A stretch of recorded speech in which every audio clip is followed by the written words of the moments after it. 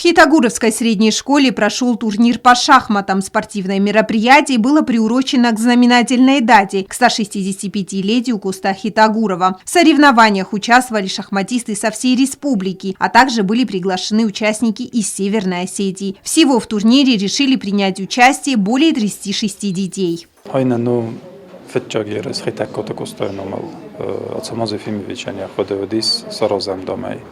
Манен олардыгей дар хурзрошуды свитахайма район тайнан сафал дар ис яхи шахматный турнирта. Манен наш район дар фазанжени нахи каши сарочистан традиционный. Вирозматина горожам жал бойдет таможен гуратанам биравем бойда мэр наш район дар намаджени традиционный турнир костайномал. Аршадастанам савалатта котшаготи растунай офтана республика район тайдар. Эдеппатаст хсардас массаж.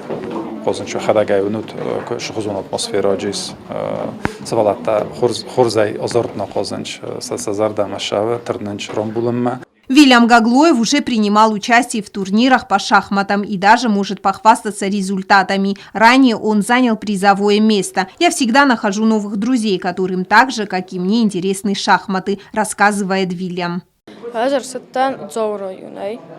Умцатан секция шахматта. Сарда турнирна мади мохна жавраюна. Ма за хаят райштун футсок банат. Ма абундар фашуртой костайну бай. Турнирис ма фандабун хаят райштун. Аба ма тахтаров дишчан оч турнира.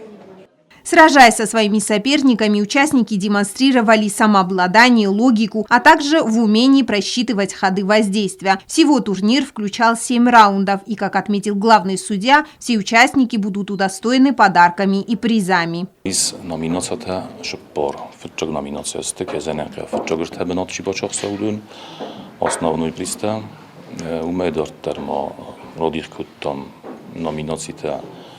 Születten osztozjunk Csirambullaudunen, Ertelkozadzse, Medorter Ivendes azjunk Csirambulla, der Ertelkozadzse, mert že tak jsem čífala hisua, Udunander, Erteljen из Приста Шеттегунд.